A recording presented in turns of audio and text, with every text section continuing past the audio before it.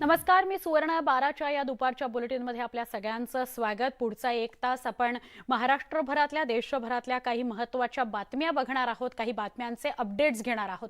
एका चित्रपटाविषयी सुरुवातीला आपण बोलतोय। शाहरुख खानचा पठाण चित्रपट रिलीज होण्यापूर्वीच गुवाहाटीत गोंधळ झालेला पाहायला मिळतोय।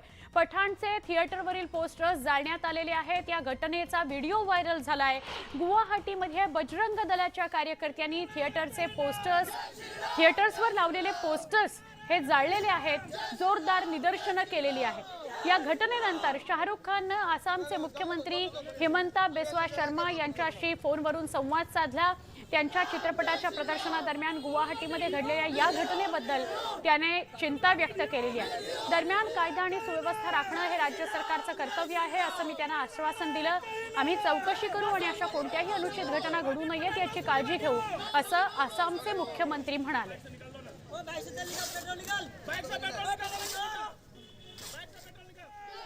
दरम्यान शाहरुख खानचा फोन येण्याआधी शाहरुख खान कोण आहे, मला पठाणबद्दल काहीही माहित नाही असं विधान आसामचे मुख्यमंत्री हिमंता बिस्वा शर्मा यांनी केलं होतं।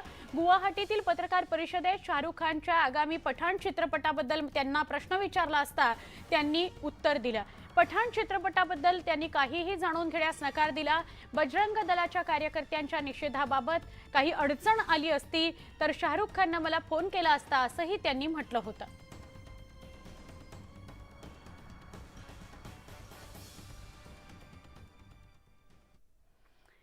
गडाख आणि घुले कुटुंबाचा विवाह सोहळा होतोय।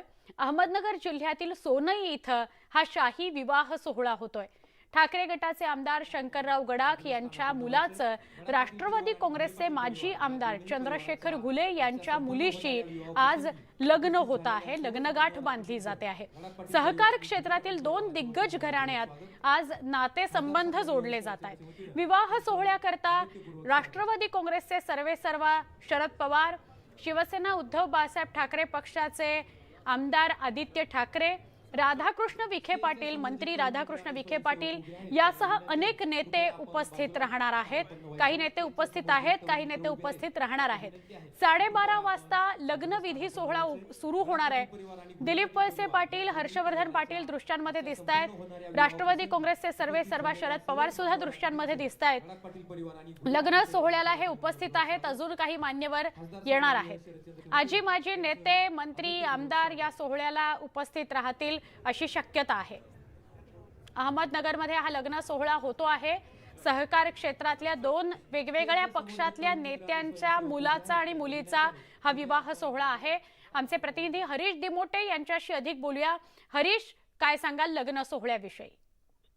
आपण जर बघितलं तर हा शाही विवाह सोहळा या ठिकाणी पार पडतोय आणि खरं तर परंपरागत राजकीय विरोधक असलेले दोन घराणे आज या नातेसंबंधामुळे जोडले जात आहेत।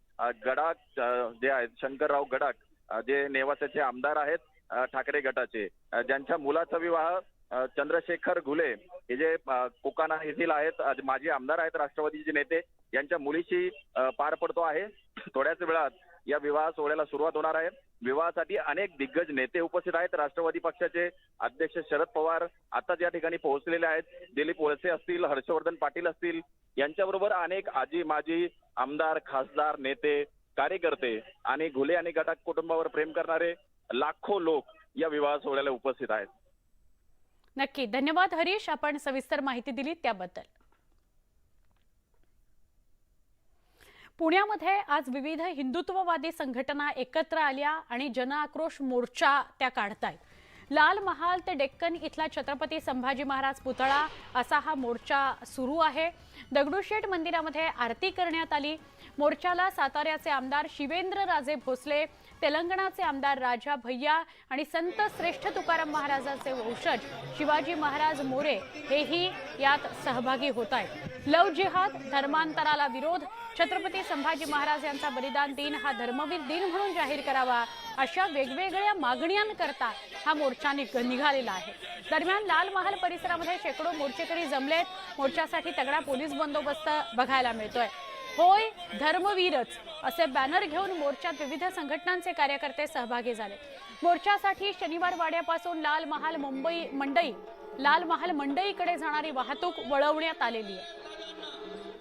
अर्थातच आत्ता तर आपण बघतो की संविधानिक पद्धतीने आपण ही सगळ्या मागण्या मांडतो. या पुढची भूमिका काय असणार आहे? हा सगळा जो आक्रोश आहे तो कुठपर्यंत पोहोचू शकतो? संविधान पद्धतीने हिंदू कधी पण त्याच्या मर्यादा ओलांडत नाही आणि आज हे आमच्या मुलीबाळींपर्यंत आलेलं आहे. त्यामुळे संविधान पद्धतीनेच आम्ही लढा लढणार आहोत आणि मला असं वाटतं की आज हा सगळा आक्रोश बघून केंद्र सरकार आणि राज्य सरकार लवकरात लवकर याला पावलं. तर या सगळ्या भावना आहेत. पुढे सचिन अंचाटेसह गोविंद वाकडे, न्यूज 18 लोकमत, पुणे.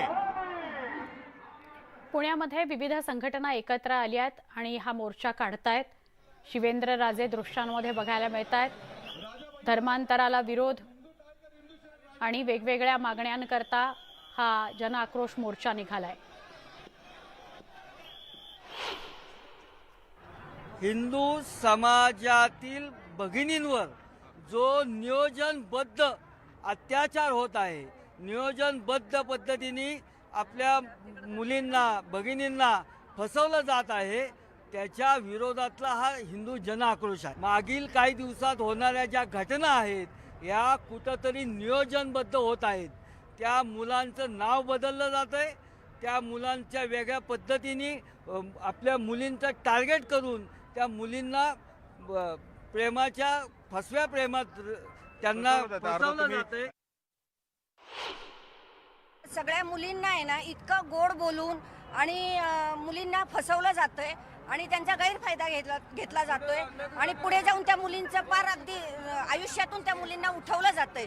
तर याबाबत आम्ही सगळ्या महिलांच्या वतीने सांगू इच्छितो, लव जिहाद कायदा हा झालाच पाहिजे. उद्या बाळासाहेब ठाकरेंच्या जयंती दिनानिमित्त राज्यभरात विविध कार्यक्रम आयोजले गेलेले आहेत. मात्र मंत्रालयात होणाऱ्या तैलचित्राच्या कार्यक्रमाला उद्धव ठाकरे हजेरी लावणार नाहीयेत. हा राजकीय कार्यक्रम असल्याची टीका संजय राऊतांनी केली. तसंच जनतेच्या मनात असेल तर निश्चितपणे राहुल गांधी पंतप्रधान होतील असा विश्वास राऊतांनी बोलून दाखवला.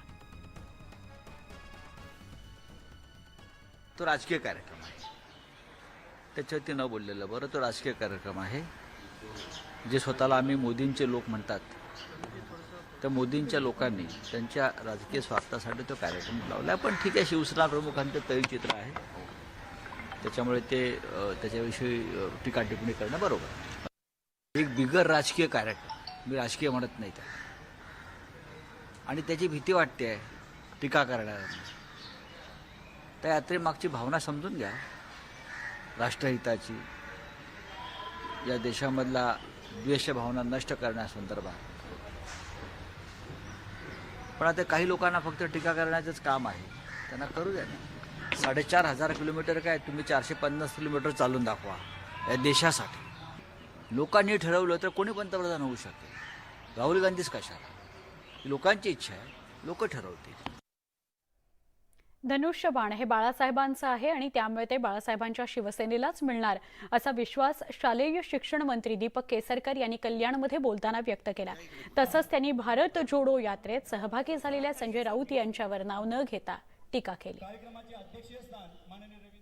धनुष्यबाण हे बाळासाहेबांचं आणि त्याच्यामुळे ते बाळासाहेबांच्या शिवसेनेलाच मिळणार याची मला मनोमन खात्री आहे.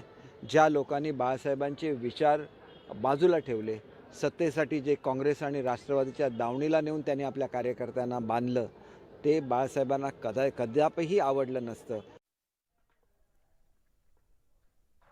मध्य प्रदेशातील बागेश्वर धामचे पंडित धीरेंद्र शास्त्रींवरून वाद सुरू झालाय. धीरेंद्र शास्त्री समाजात अंधश्रद्धा पसरवत असल्याचा आरोप अंधश्रद्धा निर्मूलन समितीनं केलाय. त्यामुळे पंडित धीरेंद्र शास्त्री चर्चेत आलेत. पाहुयात याविषयीचा स्पेशल रिपोर्ट. बोले बागेश्वर धाम सरकार की. कि हम बीच में कथा छोड़कर भागे ये बोलना बंद कर दें. हमने 7 दिन की कथा की, एक भी व्यक्ति को चुनौती की बात लेकर या लेटर लेकर क्यों नहीं भेजा. बाबाच्या गूढ विश्वाचे किती राज. वो आए, जो हमें प्रेरणा लगेगी वो हम लिखेंगे और जो कलमबद्ध करेंगे वो सत्य निकलेगा. हमें अपने इष्ट पर इतना भरोसा है. चमत्कार की अंधश्रद्धेचा बाजार.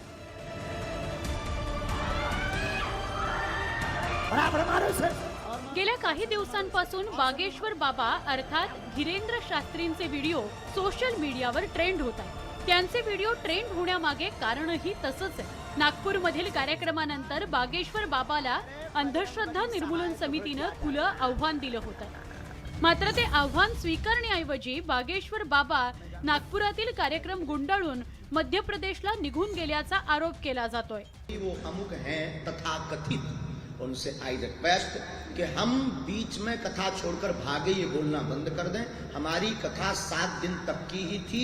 उसका स्क्रीनशॉट 3 तारीख का न्यूज पर बागेश्वर धाम ऑफिशियल पेज पर 3 जनवरी को पहले से ही डेट घोषित कर दी थी कि हम केवल 7 दिन की कथा करेंगे, क्योंकि हमारे गुरुदेव का जन्मोत्सव था और आगामी सभी कथाएं 7-7 दिन की 2-2 दिन घटाई गई, क्योंकि फरवरी में हमारे यहाँ यज्ञ है.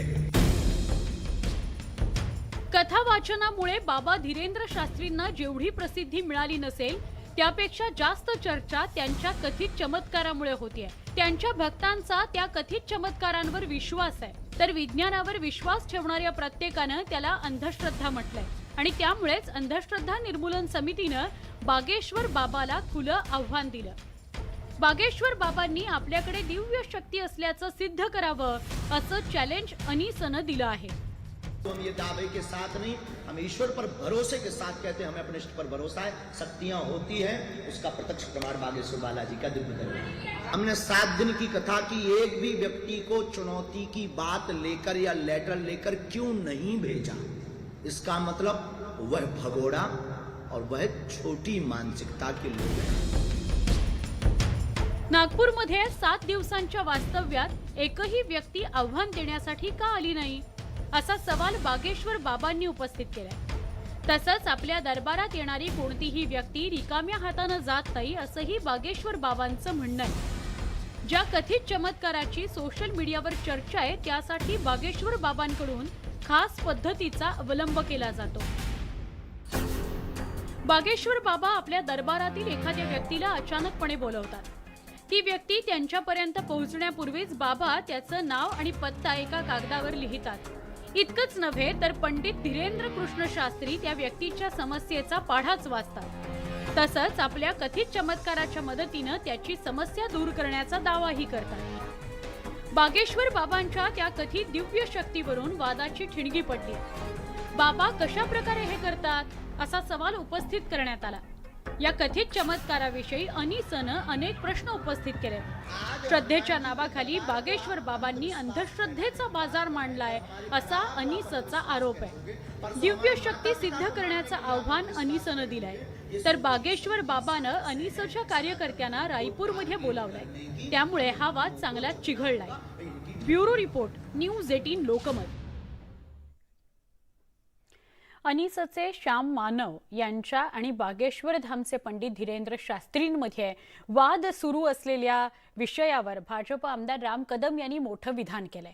आम्ही अंधश्रद्धेचं समर्थन करत नाही, मात्र 4 वेद, 18 पुराण, उपनिषद, महाकाव्य आणि हिंदू धर्माचं विधिविधान हे स्वतःच एक सखोल शास्त्र आहे.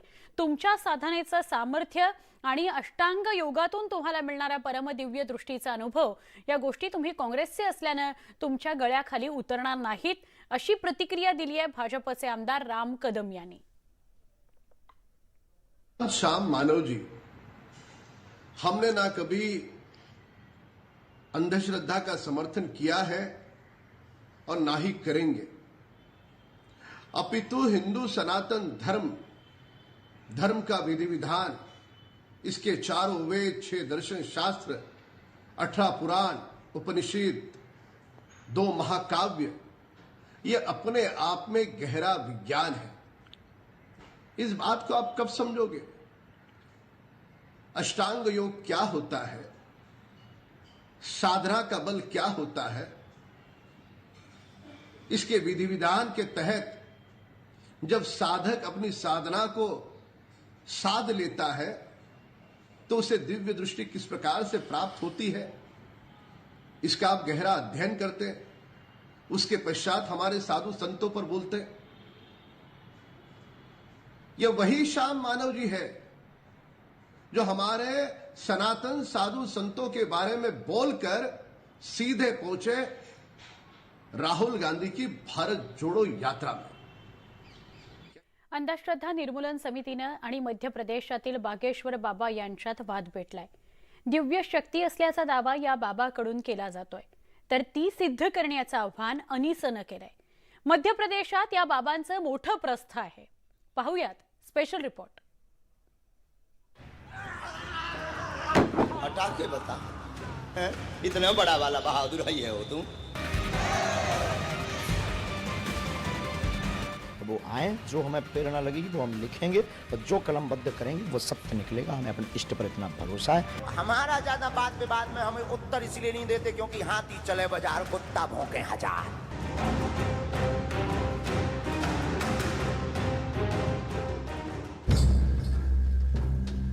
रावणाशी फोनवरून बातचीत केल्याचा बागेश्वर बाबांचा दावा। एक बार हमारी रावण से बात हुई, फोन कॉल पर। अब ये मत पूछना कि नंबर क्या था, हुई तो हुई।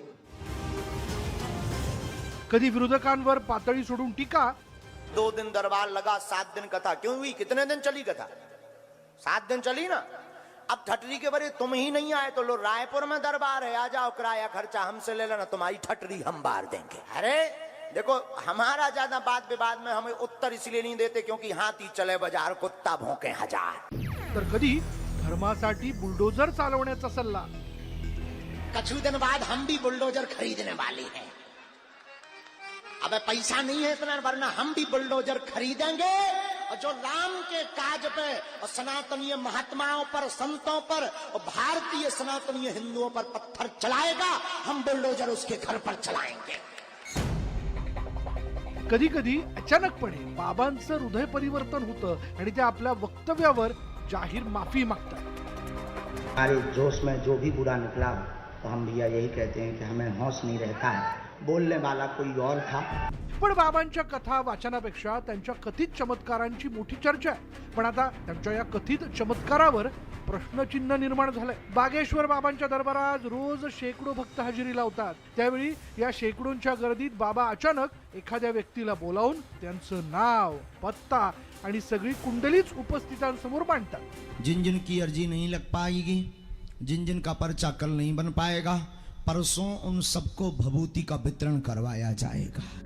पण यामुळेच बागेश्वर बाबा वादात सापडले। खरं तर सोशल मीडियावर बागेश्वर बाबा धीरेंद्र शास्त्रींचे असे शेकडो व्हिडिओ व्हायरल झाले।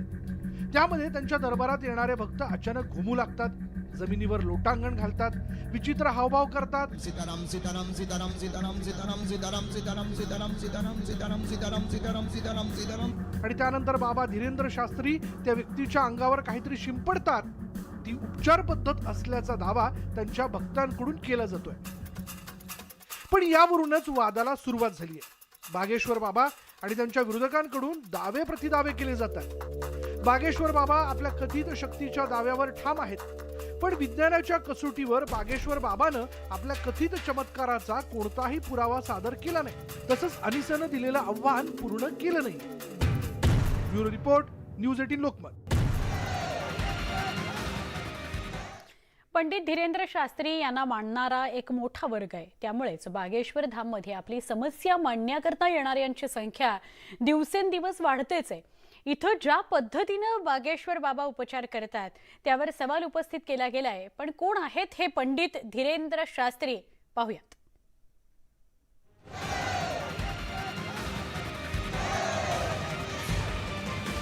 हमें अंदर में भाव जिज्ञासा प्रकट होती है, वो हम कलमबद्ध करके बुला लेते हैं, और ऐसा झंडा गाड़ा कि सनातन धर्म की जय जयकार हो गई है। हम कोई जादूगर नहीं है, कि मैजिक शो करने वाले नहीं है कि कहीं पर भी डमरू बजाए और जादूगरी दिखा दे, ये गायब हो। मध्य प्रदेशच्या बागेश्वर धामचे पंडित धीरेंद्र शास्त्री चर्चेत आलेत। नागपूरमध्ये झालेल्या कथा वाचनानंतर अंधश्रद्धा निर्मूलन समितीनं त्यांना खुलं आव्हान दिलं आणि त्यानंतर नव्या वादाला तोंड फुटलं। अंधश्रद्धा पसरवल्याचा बागेश्वर बाबांवर आरोप करण्यात आला। या आरोप प्रत्यारोपांमुळे बागेश्वर धामचे पंडित धीरेंद्र शास्त्री चर्चेचा विषय ठरले। मध्य प्रदेशच्या छतरपूर जवळ गढा नावाचा परिसर असून तिथं बागेश्वर धाम वसलेलं आहे। तिथं बालाजी हनुमानाचं मंदिर आहे. दर मंगळवारी बालाजी हनुमानाच्या दर्शनासाठी भक्तांची गर्दी होते. गेल्या काही वर्षात याला बागेश्वर धाम सरकार असं नाव पडलंय आणि याच परिसरात पंडित धीरेंद्र शास्त्री भक्तांच्या वैयक्तिक समस्यांचं निराकरण करतात. भारत के इतिहास में पहली बार कोई दरबार खुला चैलेंज देकर ललकार कर लगा था रायपुर में, और ऐसा झंडा गाड़ा कि सनातन धर्म की जय जयकार हो गई. ये हम नहीं कह रहे, लाखों लोग चिल्ला रहे. पंडित धीरेंद्र कृष्ण शास्त्री यांच्या हाती बागेश्वर धामची सूत्र आहे. 1996 मध्ये छतरपूरच्या गडागंज गावात धीरेंद्र कृष्ण शास्त्रींचा जन्म झाला. त्यांचे आजोबा पंडित भगवानदास गर्ग या मंदिराचे पुजारी होते.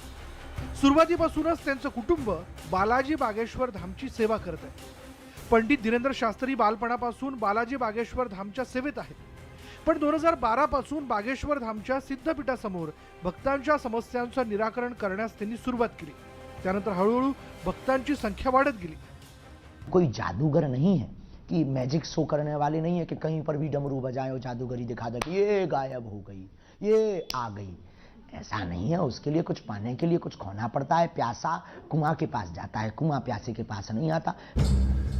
बागेश्वर धाम दरबाराच्या प्रेरणेतून आपण लोकांच्या समस्यांचं निराकरण करत असल्याचं बागेश्वर बाबांचं म्हणणं आहे. दरबार की जब गद्दी लगती है उसमें हम प्रार्थना स्तुति करते हैं और लाखों लोग बैठे रहते हैं. उन्हीं में से जब प्रार्थना करते हैं, प्रेरणा करते हैं, तो वो हमें अंदर में भाव जिज्ञासा प्रकट होती है. वो हम कलमबद्ध करके बुला लेते हैं. उसकी एक परंपरा है. पंडित धीरेंद्र शास्त्रींकडून किती दावे केले जात असले तरी विज्ञानाच्या कसोटीवर पुरावे मिळत नाहीत तोवर त्याला काही अर्थ नाही आणि त्यामुळेच पंडित धीरेंद्र शास्त्रींविषयी अनेक प्रश्न उपस्थित केले जात आहेत. Bureau report, news 18 Lokmat. बुलेटिनमध्ये एक छोटासा ब्रेक घेऊया. अजून काही बातम्यांकरता काही क्षणात पुन्हा भेटूया. पहा फक्त न्यूज 18 लोकमत.